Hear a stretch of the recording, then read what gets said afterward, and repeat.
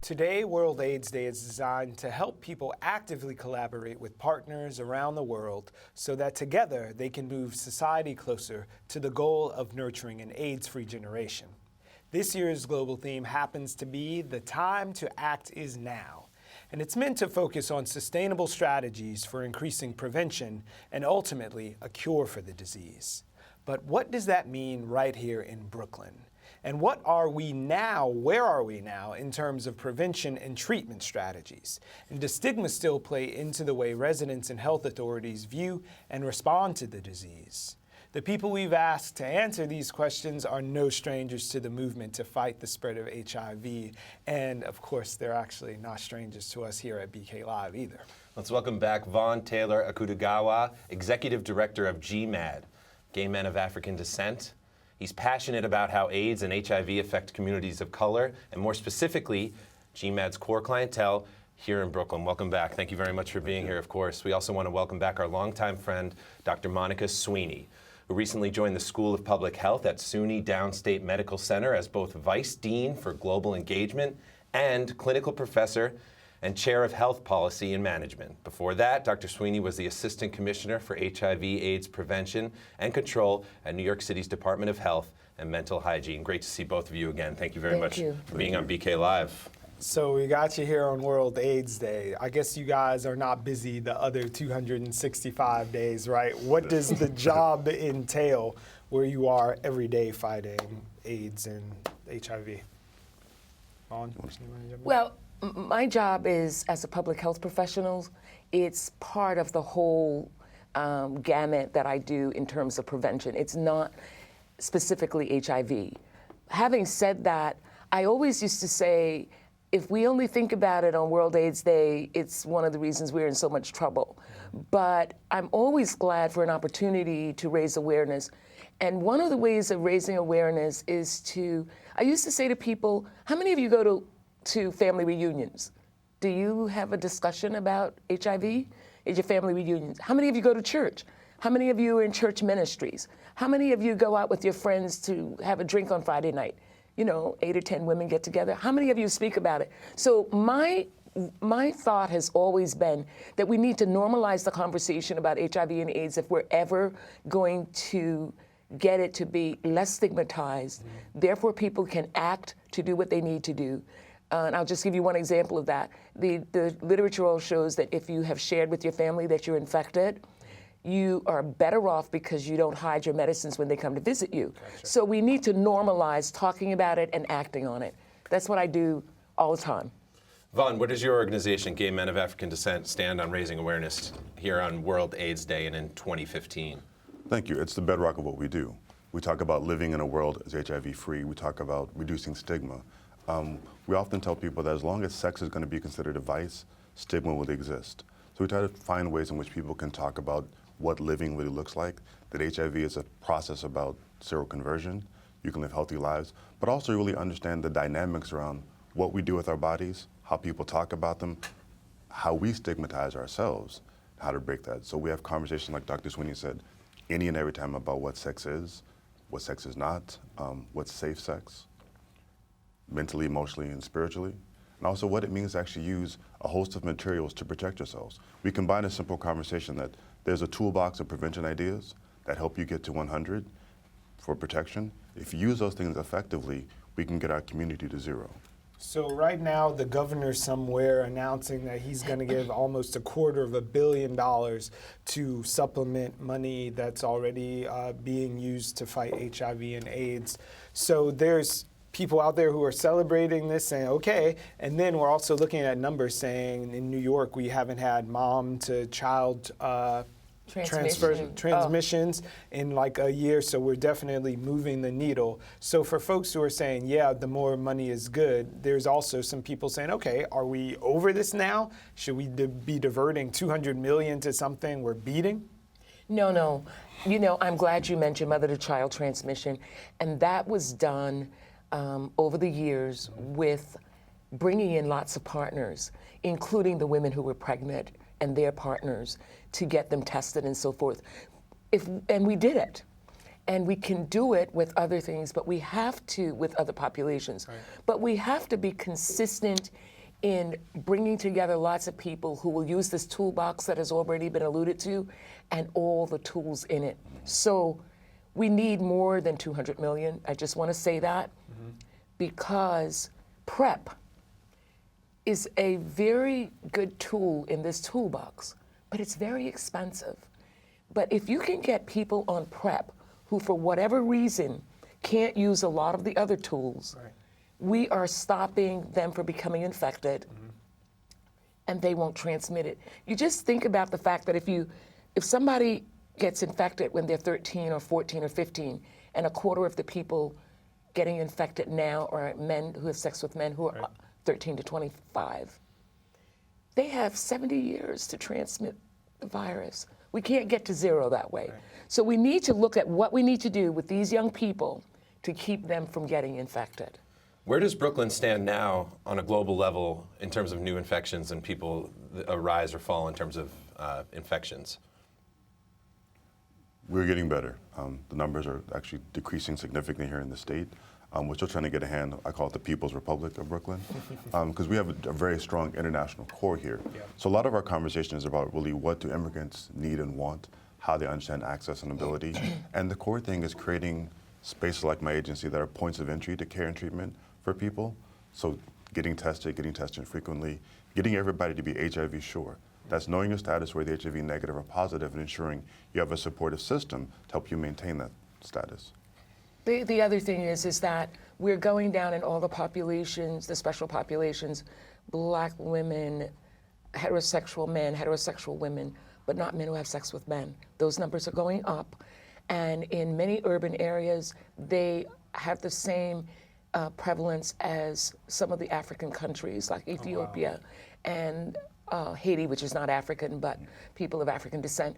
Some of the numbers in urban areas are the same as in those countries, Angola and so forth. That's 2% or over in the population. Startling. I had never heard that figure, but Dr. Sweeney, you alluded to PrEP earlier, and we know that you're the doctor, so you could give us the explanation of exactly what it is, but I'm interested in, Vaughn, you are interfacing with people directly who it's maybe their first point of contact, so I wondered how you explain at GMAD what PrEP is to them and what the protocol is, or if they should be investigating whether to be on it. Sure. PrEP is a process standing for pre-exposure prophylaxis, in which Truvada, a drug used to treat HIV, is given to people who are HIV negative to help them maintain their status. We explained that there are 6 visits involved to ensure that your body's ready, that you're HIV negative first, your kidneys can handle it, and then they help you make sure that you're taking enough of the drug throughout the process.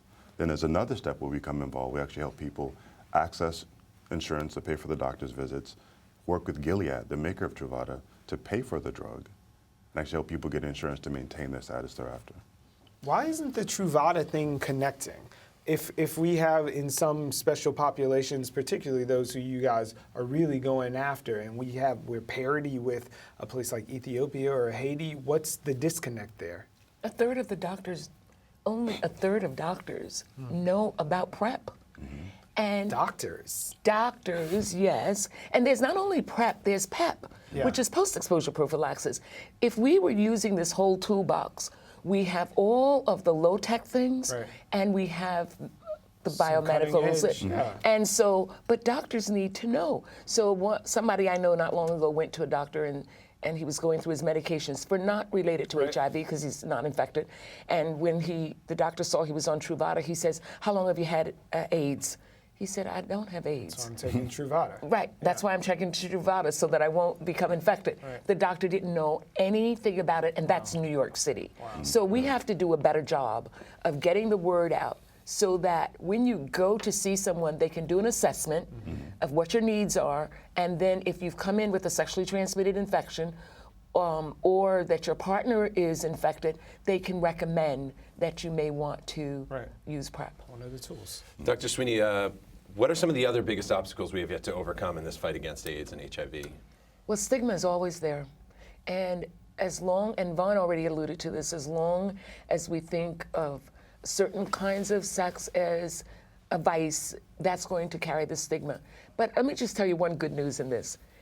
in some places, drug users, intravenous drug users, are still very high risk factor, but not in New York City. In New York City, it's less than 5% of the people who become infected in a year because we have needle exchange and clean works and everything you need to protect yourself if you're still using. We call it harm reduction. Other people call it other things.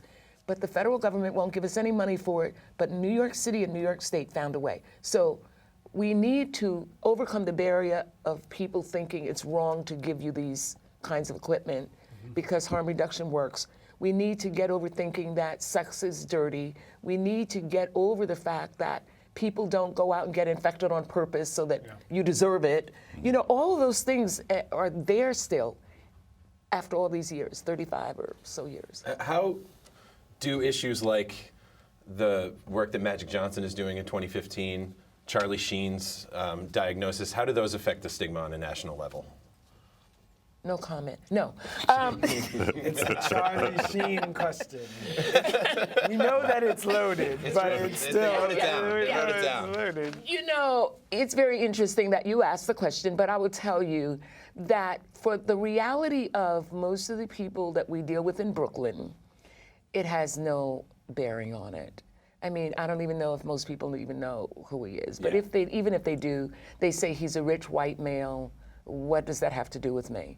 And poverty, by the way, there are actually studies that show the percentage of people who get infected if your salary is 0 to 10,000, and then if your salary is 10,000 to 1999 and 22, the poorer you are, the more likely you are to get infected.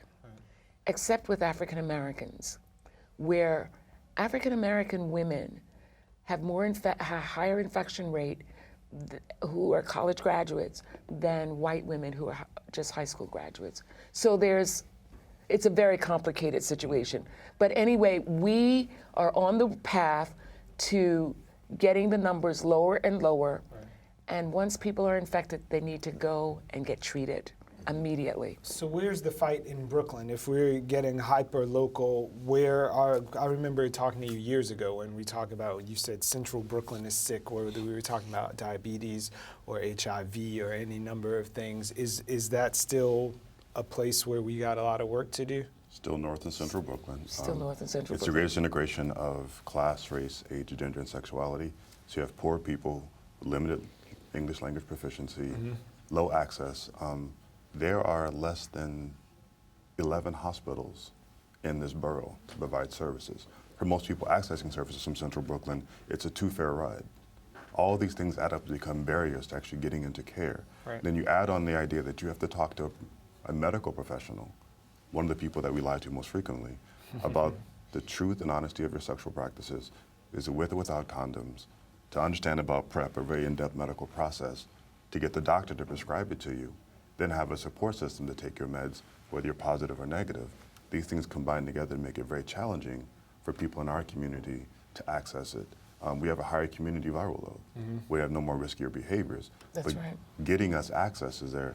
The Affordable Care Act is a great thing. It provides insurance. And Medicaid. And Medicaid. But most of us, most working class African Americans in Brooklyn have jobs that don't provide sufficient insurance.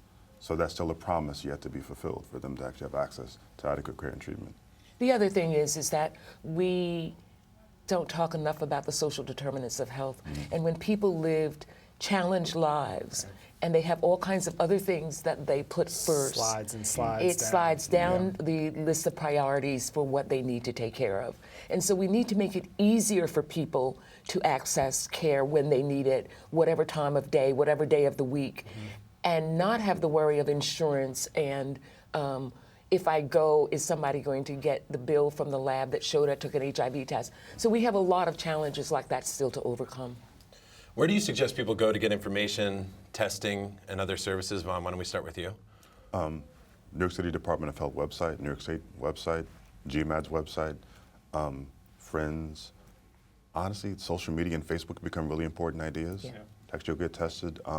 There are a host of organizations here in the borough that actually provide mobile testing.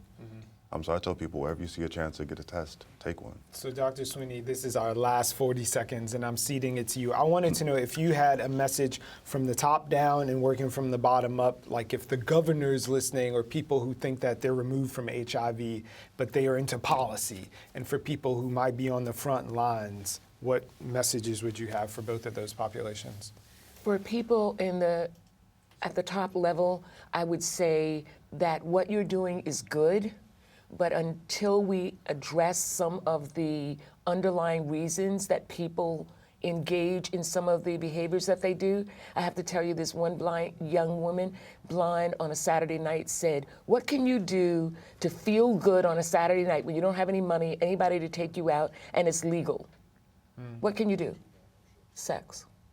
And until we address some of the issues that drive people into the behaviors that they do, then we're not going to be able to, whether it's 90-90, ending it by 2020, we're not going to be able to do it. For the people bottom up, you have to find somebody that you care about, that you know cares about you, and trust is very important. Once you find somebody to trust that you can engage with, it will help you go a long way toward getting tested and being able to divulge your information. That's going to be the last word. Vaughn Thank you Taylor-Akutagawa, so Dr. Monica Sweeney, thank you for all the work that you do on World AIDS Day and 365 days a year. Thank you very much for being on BK Live also. Please Thank come you, back Vaughn. again soon.